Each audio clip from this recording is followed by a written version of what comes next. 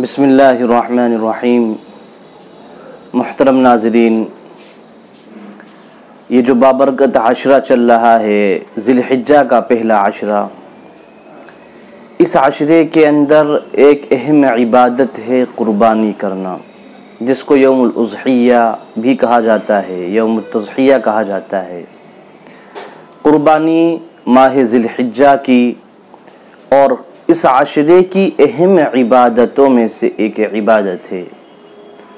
قربانی کرنا یہ ہر اس شخص پر جو 52.5 تولہ چاندی یا اس کی قیمت کا مالک ہے، اس کے اوپر واجب ہے۔ یعنی کسی کے پاس تھوڑا سا سونا ہے، تھوڑی سی چاندی ہے، یا تھوڑی سی چاندی ہے اور کچھ روپیے اس کے پاس ہے، کچھ پیسے اس کے پاس ہیں، تو ایسے شخص پر قربانی کرنا واجب ہے۔ اگر یہ قربانی نہیں کرے گا تو اس کو گناہ ملے گا۔ ایسے ہی مثال کے طور پہ کسی شخص کے پاس صرف پیسے ہیں اور پیسے اتنے ہیں جس میں 52.5 تولہ چاندی خریدی جا سکے، اور 52.5 تولہ چاندی آج کے زمانے کے حساب سے 30-35 ہزار کے درمیان میں آ جاتی ہے۔ تو اگر کوئی شخص اتنا اس کے پاس مال ہے تو اس پر قربانی واجب ہے، اس کو قربانی کرنا چاہیے۔ کبھی ایسا ہوتا ہے کہ ایک گھر کے اندر کئی افراد پر قربانی واجب ہوتی ہے۔ مثال کے طور پہ عام طور سے ہماری مائیں اور بہنیں، ان کے پاس سونا ہوتا ہے، چاندی ہوتی ہے، تو وہ دونوں کو ملا کے عام طور سے اتنا ہو جاتا ہے کہ وہ 52.5 تولہ چاندی کے برابر ہو جائے، تو ایسی ماں و بہنوں پر قربانی واجب ہے، ان کو قربانی کرنی چاہیے۔ اور چاہے تو ان کے شوہر بھی ان کی طرف سے قربانی کر سکتے ہیں، اس میں کوئی حرج نہیں ہے، لیکن قربانی بہرحال واجب ہے۔ اگر قربانی نہیں کریں گے تو گناہ ملے گا۔ پھر قربانی کے واجب ہونے کے لیے سال کا گزرنا بھی ضروری نہیں ہے۔ جیسے زکوٰۃ میں اول مرتبہ میں زکوٰۃ تب واجب ہوتی ہے جب اس پر 1 سال گزر جائے، لیکن قربانی کے لیے ایسا نہیں ہے۔ آج مثال کے طور پہ آپ کے پاس کہیں سے 50,000 روپے آ گئے اور کل قربانی ہے، کل عید الاضحیٰ ہے، تو آپ پر قربانی واجب ہے۔ بہرحال اللہ کا شکر ادا کرے جن لوگوں پر اللہ تعالیٰ نے قربانی کو واجب کیا ہے۔ اب قربانی کرنا یہ اسلام کے شعائر میں سے ہے، اور حضرت ابراہیم علیہ السلام کی سنت ہے۔ حضرت صحابہ اکرام رضی اللہ تعالیٰ عنہم نے پوچھا اللہ کے نبی صلی اللہ علیہ وسلم سے، ما هذه الاضاحی یا رسول اللہ، کہ اللہ کے رسول صلی اللہ علیہ وسلم جو قربانیاں ہیں، جو قربانی ہم کرتے ہیں، یہ کیا ہے؟ اس کی حقیقت کیا ہے؟ اس کا پس منظر کیا ہے؟ اللہ کے نبی نے فرمایا، قال ہی سنت ابیکم ابراہیم، یہ تمہارے باپ حضرت ابراہیم علیہ السلام کی سنت ہے۔ حضرت صحابہ نے پوچھا، قالوا فما لنا منہا یا رسول اللہ، اللہ کے رسول اس قربانی کے عوض میں، ہم جو قربانی کریں گے، اس قربانی کے عوض ہمیں کیا حاصل ہونے والا ہے؟ ہمیں کیا ملے گا؟ ہمارا اس میں کیا فائدہ ہے؟ اللہ کے نبی نے ارشاد فرمایا، قال بکل شعرۃ حسنہ، جانور کے بدن کے اوپر جتنے بھی بال ہیں، اللہ تعالیٰ ہر بال کے بدلے اللہ ایک نیکی عطا فرمائیں گے۔ اللہ اکبر! جانور کے بدن پر کتنے بال ہوتے ہیں ان کو شمار نہیں کیا جا سکتا، تو ہر بال کے بدلے اللہ تعالیٰ ایک نیکی عطا فرمائیں گے۔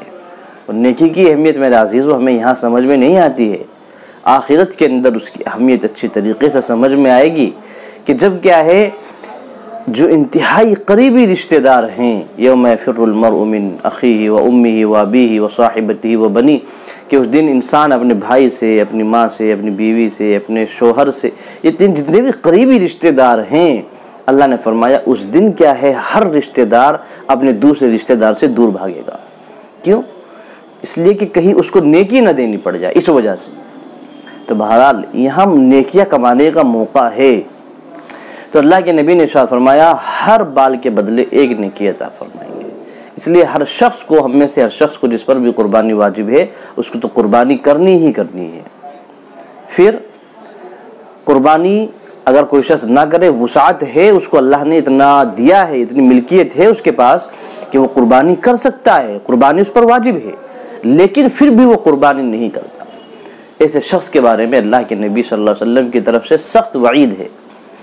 اللہ کے نبی نے ارشاد فرمایا من وجد منکم سعة فلم یضحی فلا یقربن مصلانا۔ اللہ کے نبی نے ارشاد فرمایا کہ تم میں سے جو شخص وسعت رکھتا ہو، تم میں سے جو شخص وسعت پاتا ہو، اس کے پاس وسعت ہے، یعنی وہ صاحب نصاب ہے اور وہ قربانی کر سکتا ہے، لیکن پھر بھی قربانی نہیں کرتا، فلم یضحی، قربانی نہیں کرتا، کیوں؟ مال کا لالچ ہے، مال کی محبت ہے کہ اگر قربانی کرے گا تو اس کے پیسے خرچ ہو جائیں گے، اتنی محنت سے کمائے ہوئے پیسے قربانی میں ضائع ہو جائیں گے، ایسا وہ سمجھتا ہے۔ اللہ کے نبی نے ارشاد فرمایا تم میں سے جو شخص صاحب وسعت ہونے کے باوجود قربانی نہ کرے، اللہ کے نبی نے فرمایا فلا یقربن مصلانا، ایسا شخص ہماری عیدگاہ کے قریب بھی نہ بیٹھے، ہماری عیدگاہ کے قریب بھی نہ ایسا شخص۔ یہ سخت وعید ہے، جیسے ہم بولتے ہیں بھائی میرے گھر کی طرف سے بھی مت بھٹک جانا، کیا مطلب؟ یعنی ادھر آنا ہی نہیں ہے تجھے بالکل بھی۔ اسے اللہ کے نبی ارشاد فرما رہے ہیں کہ ہماری عیدگاہ کے قریب بھی نہ آئے، یعنی اس کو قربانی کرنی چاہیے لیکن قربانی نہیں کر رہا ہے۔ اس لیے میرے عزیزو، ہم میں سے ہر شخص جس پر بھی قربانی واجب ہے ضرور بھی ضرور قربانی کرے، اور پھر یہ جو قربانی کی جائے انتہائی خشوع خضوع کے ساتھ، انتہائی تقوی کے ساتھ، اللہ کی رضا جوئی کے لیے، اللہ کی خوشنودی کے لیے کیا ہے قربانی کی جائے۔ دکھلاوا مقصود نہ ہو، ریاکاری مقصود نہ ہو، گوشت کھانا مقصود نہ ہو۔ اس لیے کہ اللہ تعالیٰ نے کلام پاک کے اندر ارشاد فرمایا لن ینال اللہ لحومها ولا دماؤها ولکن ینالہ التقوی منکم، کہ دیکھو اے مسلمانوں، جو تم قربانی کرتے ہو، جو عید الاضحیٰ کے موقع پہ جانوروں کا خون بہاتے ہو، اللہ نے فرمایا لن ینال اللہ لحومها ولا دماؤها، اللہ کے یہاں ان جانوروں کا نہ تو گوشت پہنچتا ہے، ولا دماؤها، اور نہ ان جانوروں کا خون اللہ کے یہاں پہنچتا ہے۔ اللہ کو خون یا ان کا گوشت مقصود نہیں ہے۔ اللہ نے فرمایا وَلَكِنْ يَنَالُهُ التَّقْوَى مِنْكُمْ، ہمارے دلوں کے اندر جو تقوی ہے، ہمارے دلوں کے اندر جو خوف خداوندی ہے، ہمارے دلوں کے اندر اللہ کو خوش کرنے کا جو جذبہ ہے، جو ایمانی جذبہ ہے اللہ کی رضا حاصل کرنے کا، فرماتے اللہ تعالیٰ ہمارے دلوں کی حالت ہی کو دیکھتا ہے، ہم کس نیت کے ساتھ، کس خشوع خضوع کے ساتھ، کس اخلاص کے ساتھ قربانی کر رہے ہیں۔ اس لیے اللہ نے فرمایا اللہ کو گوشت اور خون مقصود نہیں ہے، اللہ کو تو تمہارا تقوی پہنچتا ہے، اور ان اللہ علیم بذات الصدور، اللہ تعالیٰ دلوں کے احوال سے واقف ہیں، اللہ تعالیٰ دلوں کے احوال کو اچھی طریقے سے جانتے ہیں، کون شخص کس نیت سے قربانی کر رہا ہے۔ مسئلہ یہ آیا کہ اگر کوئی شخص 7 حصے دار مثال کے طور پہ کسی جانور میں ہیں اور ان میں سے کسی ایک کا بھی ارادہ کس چیز کا ہو گیا، صرف گوشت کھانے کا ہو گیا، فرماتے سب کی قربانی ضائع ہو جائے گی، سب کی قربانی بیکار ہو جائے گی۔ اس لیے ہر شخص جتنے بھی حصے دار جانور کے اندر جتنے حصے دار ہیں، سب کے سب اللہ کی خوشنودی حاصل کرنے کے لیے قربانی کریں۔ بھائی گوشت تو کھانا ہی ہے، تو کون کھائے گا گوشت؟ تم لوگوں کو کھانا ہے گوشت۔ اصل چیز ہے اس کو اخلاص کے ساتھ کیا جائے، خشوع خضوع کے ساتھ کیا جائے۔ میرے عزیزو، یہ چند باتیں تھی، یہ فضیلتیں ہیں قربانی کی، اس لیے ہم میں سے ہر شخص قربانی کرے۔ کبھی ایسا ہوتا ہے بھائی گھر کے اندر مثال کے طور پہ 3 فرد ہیں اور تینوں پر قربانی واجب ہے، تینوں پر قربانی واجب ہے، اب تینوں قربانی نہیں کر سکتے، تینوں اتنے گوشت کی ضرورت نہیں ہے، ٹھیک ہے آپ گھر میں ایک حصہ کر لیجئے یا گھر میں 2 حصے کر لیجئے، ایک حصہ کیا ہے کر کے غربا میں تقسیم کرا دیجئے۔ یہ مثال کے طور پہ مدارس میں قربانی کی جاتی ہے، مدرسے میں ایک حصہ آپ اپنا بھیج دیجئے، سمجھ رہے ہیں؟ اللہ تعالیٰ مجھے بھی اور ہم سب کو ہم ان باتوں پر عمل کی توفیق عطا فرمائیں۔ السلام علیکم ورحمۃ اللہ وبرکاتہ۔